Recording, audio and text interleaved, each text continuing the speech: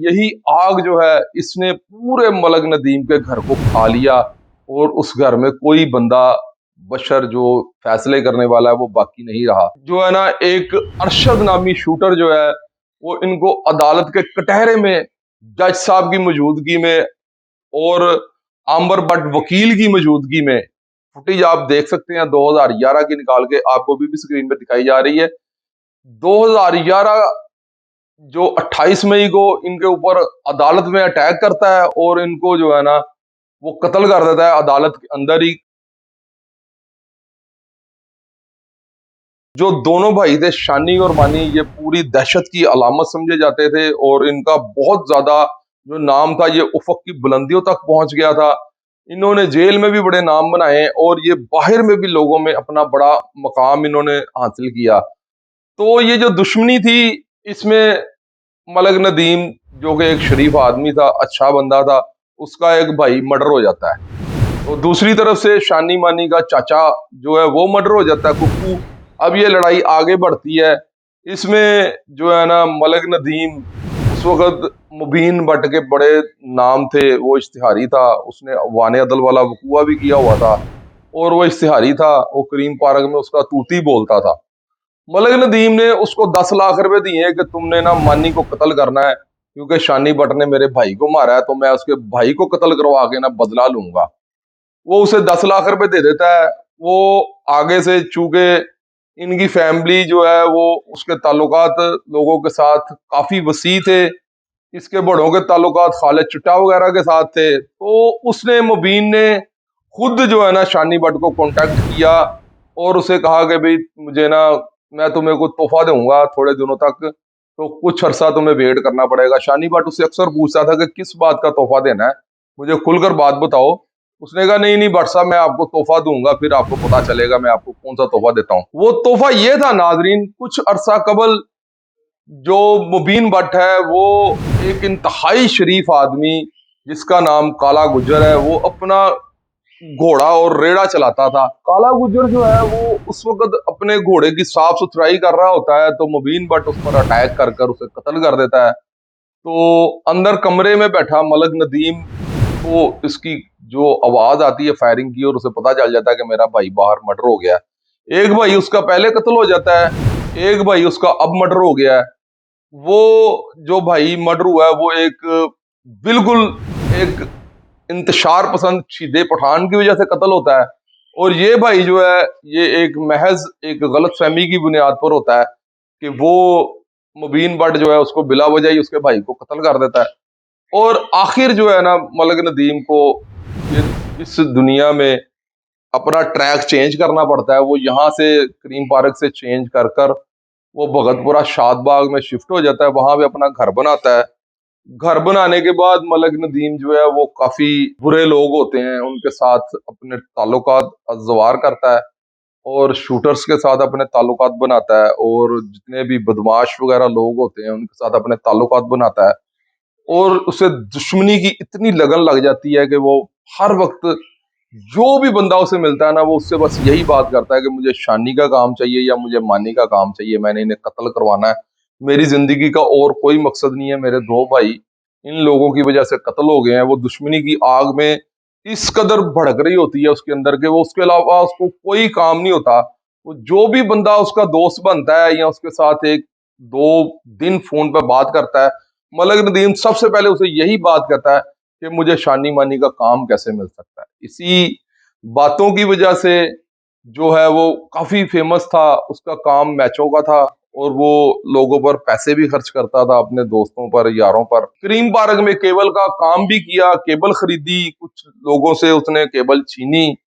फिर उसके बाद उसने कुछ लोग ऐसे थे जिनको शूटरों के थ्रू मरवाया भी। इसमें शाह साईं काशी भट्ट जिस मुबीन भट्ट का छोटा भाई था उसको भी मरवा दिया। फिर मुबीन भट्ट ने भी इसके दूसरे लोगों पर अटैक करवाए जिसमें आतिफ भोले वाले का भाई मर्डर हुआ और फिर काफी ज्यादा इसमें कत्लो गारत हुई। यानी कि ये इतनी खूनी लड़ाई है लाहौर की, तो ये इतनी खूनखार लड़ाई थी कि इसमें जो है ना मलक नदीम इसमें बहुत ज्यादा जो है ना इसके अंदर इतनी आग भड़क रही थी अपने भाइयों की वजह से, और ये किसी की बात सुन नहीं रहा था। शानी भी अपनी तबीयत के मामले में बहुत अच्छा आदमी था, और मलक नदीम उससे भी ज्यादा अच्छा आदमी था और शरीफ आदमी था। मार्च 2011 को शानी भट्ट को एक फोन आता है आतिफ नामी लड़के का, जो कहता है कि मैं मलक नदीम से बेहद तंग हूँ, मलक नदीम ने मुझे इस तरह तंग किया हुआ है, उस तरह तंग किया हुआ है।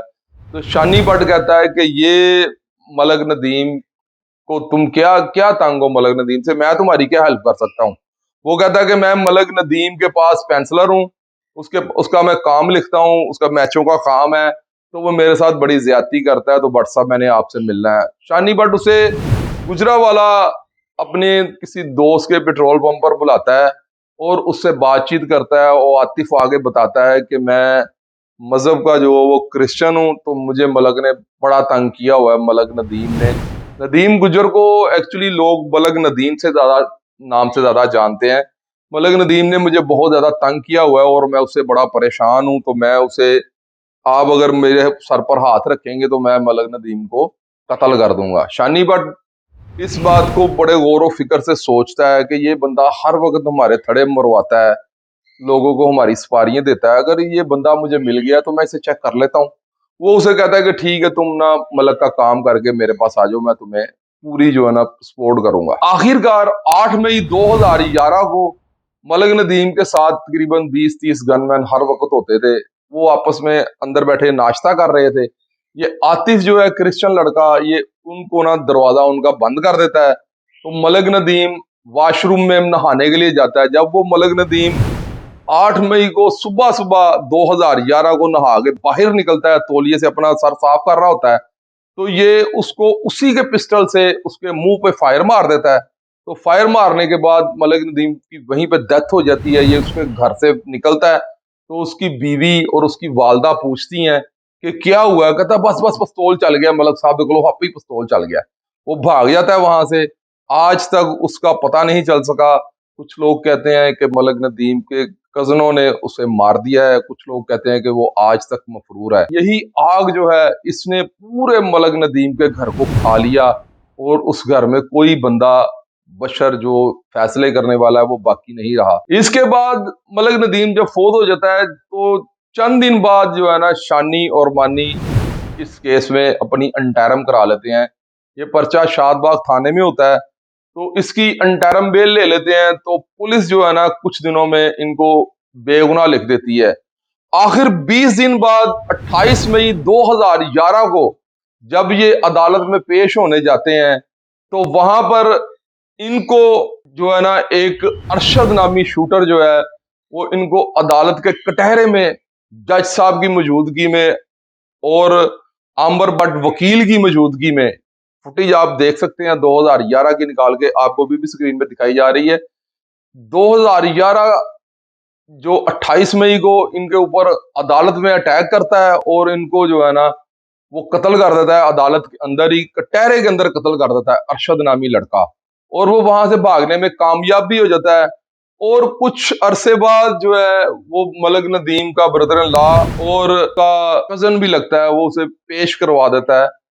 उसमें दहशतगर्दी कोर्ट के तहत 780A के तहत उस पर पर्चा भी हो जाता है। तो कुछ अरसा कबल मलक नदीम के दो ब्रदर इन लॉ और आसफ गुजर के भाई शहजादा गुजर और अरशद गुजर नामी लड़के एक ऐसी जगह पर कत्ल हो जाते हैं जो नामुनासिब है, जो बताई नहीं जा सकती। दोनों का पर्चा जो है वो मलक नदीम के जो कजन है और ब्रदर इन लॉ है, वो शानी मानी के जो कजन है उन पर करवा देते हैं। फिर आपस में इन लोगों का कॉम्प्रोमाइज हो जाता है, सुलह तो कर लेते हैं। घर की औरतें ये फैसला कर लेती हैं कि अब तो हमारे घर में कोई बड़ा मर्द ही नहीं बचा।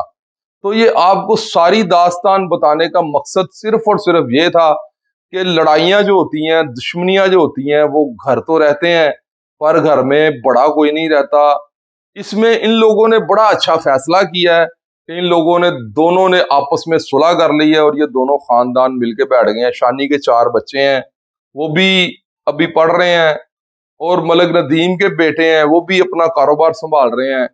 और इसमें मानी जो है उसकी शादी हुई थी, उसकी जो बीवी थी फिर वो अपनी माँ वालदैन के पास वापस चली गई।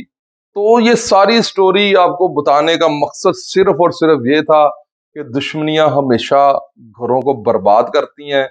और इससे पहले आपने किसी यूट्यूब चैनल पर यह सुना होगा कि अदालत के अंदर जो मर्डर हुआ था उसका सोनी गुजर पर पर्चा हुआ था। ऐसा कुछ नहीं हुआ था।